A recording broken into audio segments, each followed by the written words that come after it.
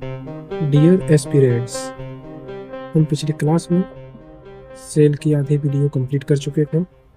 अब इसमें बचा हुआ सेल कंप्लीट करेंगे। अगर आपने अभी तक सेल पार्ट 1 नहीं देखे, देख लीजिए। चलिए अब पार्ट 2 शुरू करते हैं। इस वीडियो में सेल को कंप्लीट कर दिया जाएगा। लाइसोसोम, इसे कोशिका की आत्महत्या की थैली कहा जाता है। लाइसोसोम पाचन एंजाइमों, खुरदुरी अंतःप्रद्रव्य जालिका में निर्मित से भरे होते हैं, जो कोशिका के अपशिष्ट निपटान प्रणाली के रूप में कार्य करते हैं। जब कोशिका में क्षतिग्रस्त हो जाती है तो लाइसोसोम फट सकते हैं, जिससे एंजाइम अपनी ही कोशिका को पचा सकते हैं। इसलिए इसे आत्महत्या की थैली कहते हैं। वैक्यूल्स, रिक्तिकाएं झिल्ली में बंधी ठोस या तरल भरी थैली जैसी संरचना होती है। रिक्तिकाएं झिल्ली से बंधी ठोस या तरल भरी थैली जैसी संरचनाएं होती हैं। पादपों में ये रिक्तिकाएं बहुत बड़ी होती हैं।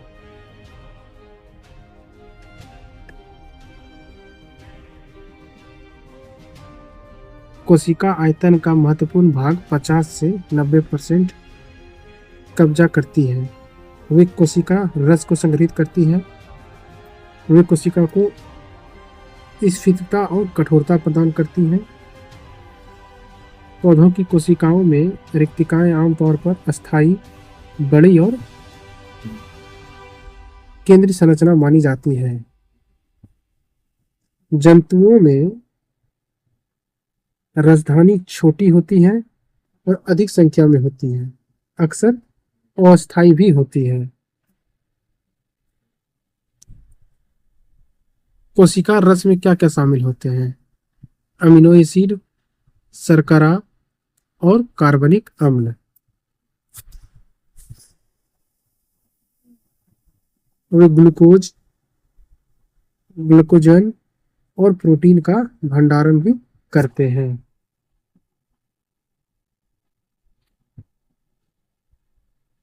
पैरोक्सिसोम, यह बीटा ऑक्सीकरण के माध्यम से वसा अम्ल की बहुत लंबी श्रृंखला को तोड़ता है। वसा अम्ल की बहुत लंबी श्रृंखला को तोड़ता है। इसमें ऑक्सीकरण एंजाइम जैसे उत्प्रेरक होते हैं, जो हानिकारक हाइड्रोजन पेरोक्साइड को पानी और ऑक्सीजन में बदल देते हैं। यह मुक्त कणों को हटाने वाले के रूप में कार्य करते हैं, जिससे कोशिका को विष मुक्त करने में मदद मिलती है। छोटे गोल कोशिका अंग, जो ऑक्सीकरण अभिक्रिया से गुजरकर हाइड्रोजन पेरोक्साइड उत्पन्न करते हैं। छोटे गोल कोशिका अंग जो ऑक्सीजन अभिक्रिया से गुजरकर हाइड्रोजन पेरोक्साइड उत्पन्न करते हैं। प्लास्टिड्स, लवक केवल पादप कोशिका में मौजूद होते हैं, जंतु कोशिका में नहीं होते हैं। इसका अपना डीएनए और राइबोसोम होता है, माइटोकॉन्ड्रिया की तरह। ये एक दूसरे की जगह इस्तेमाल किए जा सकते हैं। एंथोसाइनिन एक प्रकार का फ्लेवोनॉइड है। ये लाल, बैंगनी और नीले रंग देते हैं। बेटालेन नाइट्रोजन पिगमेंट, लाल, बैंगनी, पीला। बेटालेन नाइट्रोजन पिगमेंट ये लाल, बैंगनी और पीला होते हैं। लाइकोपिन और कैरोटीनॉइड ये लाल होते हैं। हरित लवक हरे लवक होते हैं जिनमें क्लोरोफिल होता है। हरित लवक हरे लवक होते हैं जिनमें क्लोरोफिल होता है, जो प्रकाश संश्लेषण के लिए जिम्मेदार वर्णक है। हरित लवक में जंतोफिल और कैरोटीन जैसे पीले और नारंगी रंग द्रव्य भी होते हैं। हरित लवक अणुओं में मैग्नीशियम Mg2+ होता है, जो भोजन संश्लेषण यानी प्रकाश संश्लेषण के दौरान सौर ऊर्जा को पकड़ने के लिए आवश्यक होते हैं। वर्णी लवक क्लोरोप्लास्ट। वर्णी लवक में विभिन्न प्रकार के वर्णक होते हैं जो रंग प्रदान करते हैं। मतलब क्लोरोप्लास्ट रंग प्रदान करते हैं, जैसे टमाटर में लाल रंग लाइकोपीन के कारण, मिर्च में लाल रंग कैप्सेंथीन के कारण होता है। टमाटर में लाइकोपीन और लाल मिर्च में कैप्सेंथीन के कारण होता है। अवर्णी लवक जिसे ल्यूकोप्लास्ट कहते हैं। अवर्णी लवक रंगहीन होते हैं, जिसे नाम से ही पता है। अवर्णी लवक रंगहीन लवक होते हैं जो मुख्य रूप से भंडारण में शामिल होते हैं। ये 3 प्रकार के होते हैं। मंडल लवक, मंड लवक। पहला है मंड लवक, दूसरा है प्रोटीन लवक, तीसरा है वसा लवक। मंड लवक ये कार्बोहाइड्रेट का भंडारण करता है। प्रोटीन लवक ये प्रोटीन का भंडारण करता है। वसा लवक ये वसा का भंडारण करता है। कोशिका विभाजन, सेल डिवीजन। कोशिका विभाजन वह प्रक्रिया है जिसमें एक मूल कोशिका 2 या अधिक संतति कोशिकाओं में विभाजित हो जाते हैं। विभाजन का कारण क्या है? पहले जीव की वृद्धि करना, पुरानी मृत और घायल कोशिका को प्रतिस्थापित करना, युग्मक निर्माण मतलब अर्धसूत्री विभाजन के समय।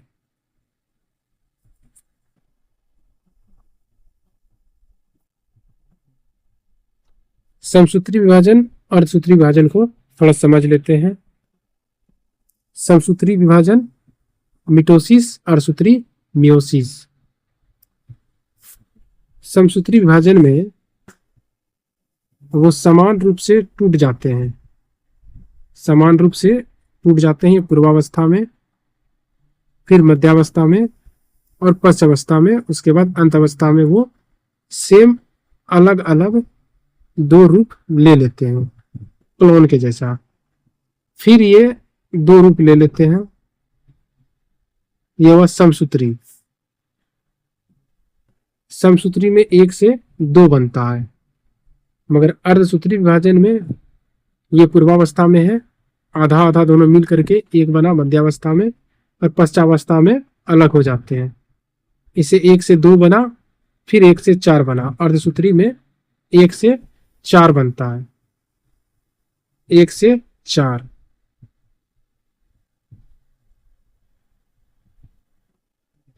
समसूत्री विभाजन अर्धसूत्री विभाजन में अंतर समझते हैं। समसूत्री विभाजन शारीरिक कोशिका में होता है और अर्धसूत्री विभाजन जनन कोशिकाओं में होता है, जैसे प्रजनन कोशिकाओं में। समसूत्री विभाजन नाभिक केवल 1 बार विभाजित होता है। समसूत्री विभाजन में नाभिक केवल 1 बार विभाजित होगा। अर्धसूत्री विभाजन में नाभिक 2 बार विभाजित होगा, जिससे 1 का 4 बन जाएगा। समसूत्री में 1 का 2 ही बनेगा।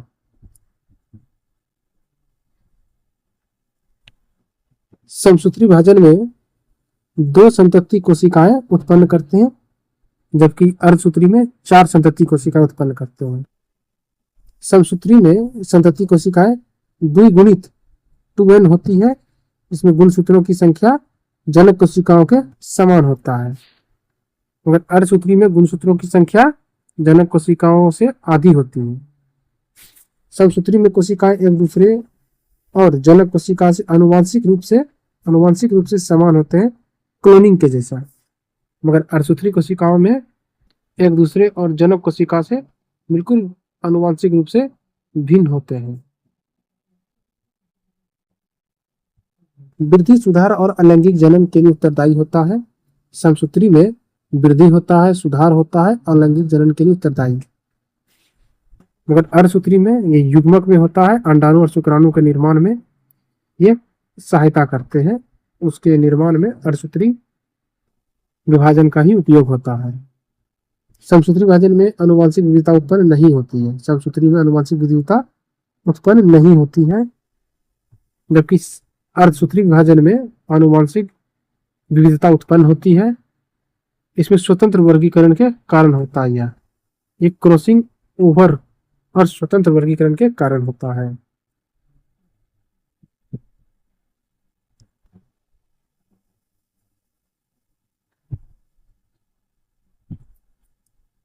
लैंगिक जनन,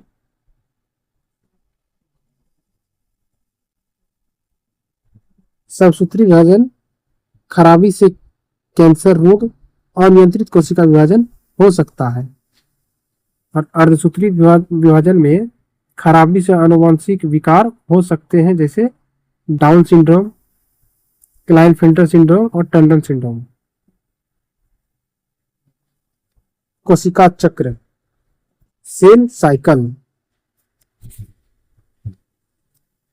जीवन चरण में कोशिका बढ़ती है और अपने सामान्य कार्य करती है, डीएनए प्रतिकृति की तैयारी करती है। वो जीवन में एस चरण में संश्लेषण होता है। एस चरण में संश्लेषण, कोशिका अपने डीएनए की प्रतिकृति बनाती है और प्रत्येक गुणसूत्र की 2 समान प्रतियां बनाती है।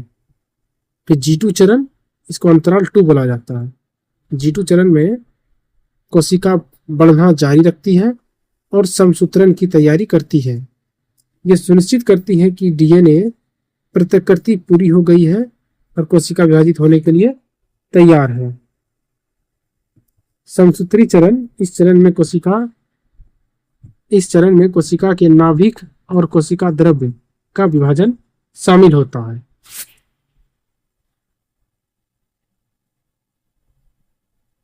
माइटोसिस के प्रकार, prophase, metaphase, anaphase, telophase. Mitosis के 4 प्रकार होते हैं, प्रोफेज, मेटाफेज, एनाफेज और टेलोफेज। प्रोफेज में क्रोमोसोम सिकुड़ते हैं और दिखाई देने लगते हैं। क्रोमोसोम सिकुड़कर दिखाई देने लगते हैं। मेटाफेज में क्रोमोसोम कोशिका के मध्य में एक लाइन में आ जाते हैं। एनाफेज में सिस्टर क्रोमेटिड्स अलग हो जाते हैं और विपरीत ध्रुवों की ओर चले जाते हैं। टेलोफेज में 2 नए केंद्रक बन जाते हैं।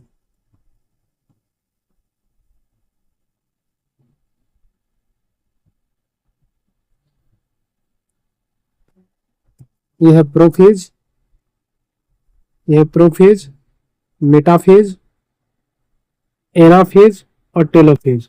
इसके बाद ये 2 अलग अलग कोशिका में बढ़ जाते हैं।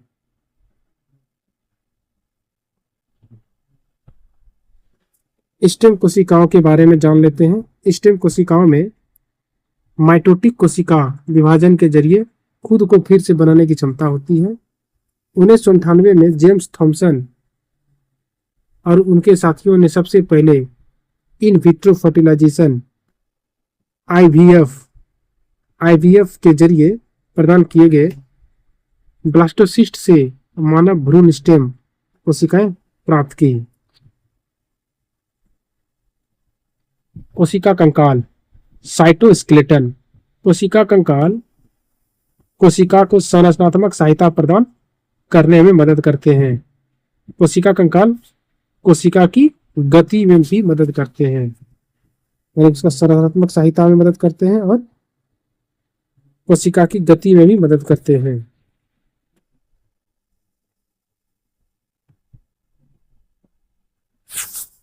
सेंट्रोसोम, तारक काय। सेंट्रोसोम को microtubule organising centre, MTOC, microtubule organising centre के नाम से भी जाना जाता है इसको, सेंट्रोसोम को, क्योंकि यह कोशिका विभाजन और संरचना को नियंत्रित करता है। तारक काय सूक्ष्म नलिकाओं को व्यवस्थित करने के लिए जिम्मेदार होता है, जो कोशिका संरचना, गति और विभाजन के लिए आवश्यक होता है। प्रत्येक तारक केंद्र एक बेलनाकार संरचना होती है जो नोजीरो के रूप में व्यवस्थित सूक्ष्म नलिकाओं से बनी होती है। अब आरएनए ये एक सिंगल स्ट्रैंड न्यूक्लिक एसिड है जो सभी जीवित कोशिकाओं में प्रोटीन सिंथेसिस और जीन रेगुलेशन के लिए जरूरी है। यह मैसेंजर, अडाप्टर या स्ट्रक्चर कंपोनेंट के तौर पर काम करते हैं। यह राइबोस शुगर, एक फॉस्फेट ग्रुप और बेस एडेनिन साइटोसिन, गुआनिन और यूरेसिल से मिलकर बना होता है। याद रखिए डीएनए में यहाँ थायमिन यूज होता है, जबकि आरएनए में यूरेसिल यूज होता है। थायमिन की जगह यूरेसिल। मुख्य काम क्या है? मुख्य काम आरएनए ट्रांसलेशन के जरिए डीएनए से मिली जेनेटिक जानकारी को, आरएनए का मुख्य कार्य आरएनए ट्रांसलेशन के जरिए डीएनए से मिली जेनेटिक जानकारी को फंक्शनल प्रोटीन में बदलता है, जिससे जेनेटिक कोड और कोशिका के काम के बीच का गैप भर जाता है। पौधों की कोशिकाओं में RNA nucleus, cytoplasm, mitochondria, chloroplast और एंडोप्लाज्मिक रेटिकुलम में मौजूद होता है। पौधों की कोशिकाओं में RNA nucleus, cytoplasm, mitochondria, chloroplast और एंडोप्लाज्मिक रेटिकुलम में मौजूद होता है। मुख्य प्रकार आरएनए का प्रकार: mRNA, messenger RNA, tRNA, transfer RNA, rRNA, ribosomal RNA. सभी को अच्छे से जान लेते हैं। डीएनए के निर्देशों की कॉपी बनाता है और उन्हें राइबोसोम तक पहुंचाता है। एमआरएनए का काम है डीएनए के निर्देशों की कॉपी बनाना और उन्हें राइबोसोम तक पहुंचाना। मैसेंजर आरएनए का काम ट्रांसफर आरएनए प्रोटीन बनाने के लिए राइबोसोम तक खास अमीनो एसिड पहुंचाता है। इनका काम है आरएनए तक इंफॉर्मेशन पहुंचाना। इनका काम है खास अमीनो एसिड पहुंचाना राइबोसोम तक। और राइबोसोमल आरएनए का काम है राइबोसोम का एक स्ट्रक्चरल कंपोनेंट जो प्रोटीन सिंथेसिस को मुमकिन बनाता है, इसको लाना।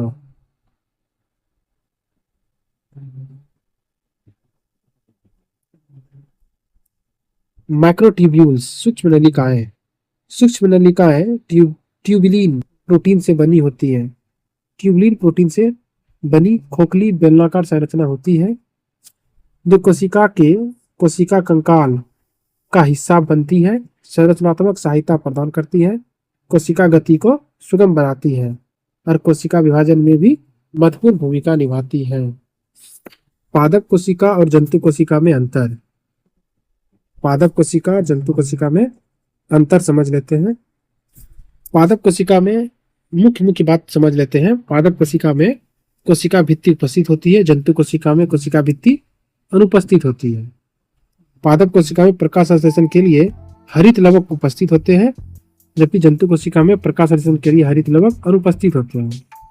आकार में लगभग आयताकार होते हैं, जबकि जंतु कोशिका आकार में छोटी, अनियमित या गोल होती है।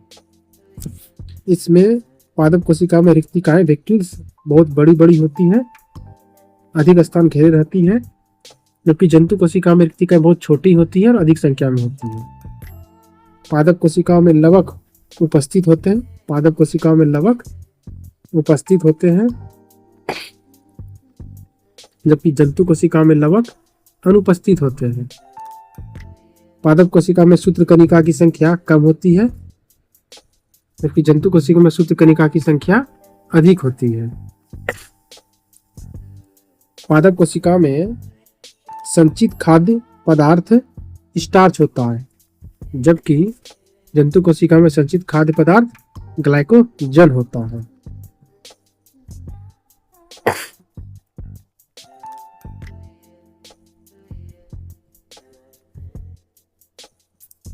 जंतुओं में डीएनए प्रतिकृति, डीएनए रेप्लिकेशन इन एनिमल्स। डीएनए रेप्लिकेशन एक ऐसी प्रक्रिया है जिसके द्वारा कोशिका विभाजन से पहले अपने डीएनए की एक सटीक प्रतिलिपि बनाती है। यह सुनिश्चित करती है कि प्रत्येक नई कोशिका को समान आनुवंशिक जानकारी मिले। म्यूटेशन किसी जीव या वायरस के डीएनए क्रम में होने वाले एक अस्थायी और अचानक रैंडम बदलाव है। अस्थायी और अचानक बदलाव है जो उसकी आनुवंशिक जानकारियां को बदल देता है। ट्रांसक्रिप्शन जीन अभिव्यक्ति, जीन एक्सप्रेशन का पहला चरण है। इसमें डीएनए के एक खास हिस्से की नकल करके उसे एक नए एकल रज्जु वाले आरएनए अणु एमआरएनए में बदला जाता है। तब डीएनए से आरएनए में बदला जाता है ट्रांसक्रिप्शन से। यह प्रक्रिया आरएनए पॉलीमरेज नामक एंजाइम की मदद से पूरी होती है। आरएनए पॉलीमरेज एंजाइम की मदद से ट्रांसक्रिप्शन किया जाता है। जंतु कोशिका में डीएनए प्रतिकृति के लिए आवश्यक एंजाइम है।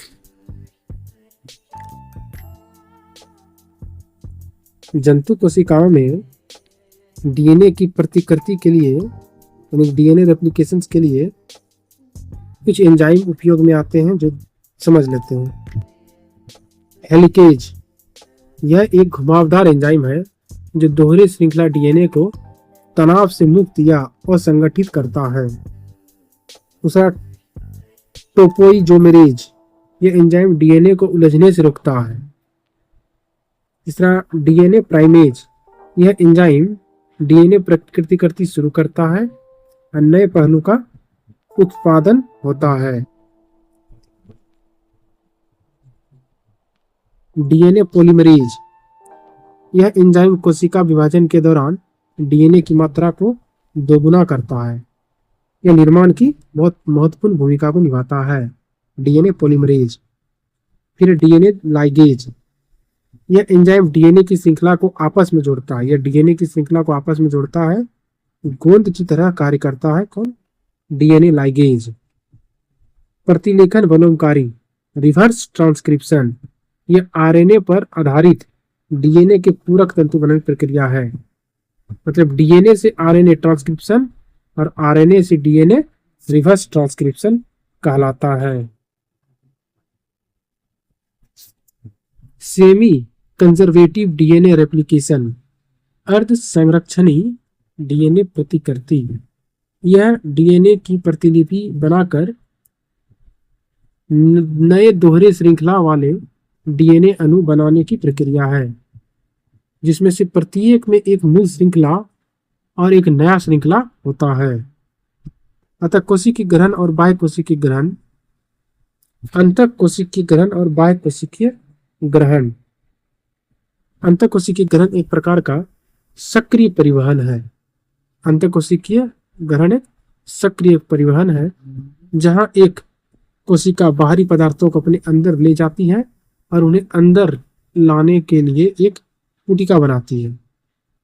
इसे फैगोसाइटोसिस, कोशिका द्वार खाना, और पिनोसाइटोसिस, कोशिका द्वार पीना, खाना पीना जैसी प्रक्रियाएं शामिल हैं। उदाहरण के लिए अमीबा द्वारा खाद्य कणों का फंसना, ये एंडोसाइटोसिस एंड एक्सोसाइटोसिस का एग्जाम्पल है। एक्सोसाइटोसिस, बाह्य कोशिकीय ग्रहण एक कोशिकीय प्रक्रिया है जहां एक कोशिका पुटिकाओं का उपयोग करके अणुओं को कोशिका से बाहर ले जाती है, जो कोशिका झिल्ली के साथ जुड़ जाते हैं और उनकी सामग्री को बाह्य स्थान में छोड़ देते हैं। इसको एक्सोसाइटोसिस कहते हैं। इसे कोशिका उल्टी के रूप में जाना जाता है। कोशिका उल्टी के रूप में जाना जाता है। उल्टी के कारण कोशिका अंतःग्रहण से अपचित अवशेष हैं, एंजाइम और हार्मोन। इसे कोशिका उल्टी के रूप में जाना जाता है। उल्टी के कारण कोशिका अंतःग्रहण से अपचित अवशेष है, एंजाइम और हार्मोन।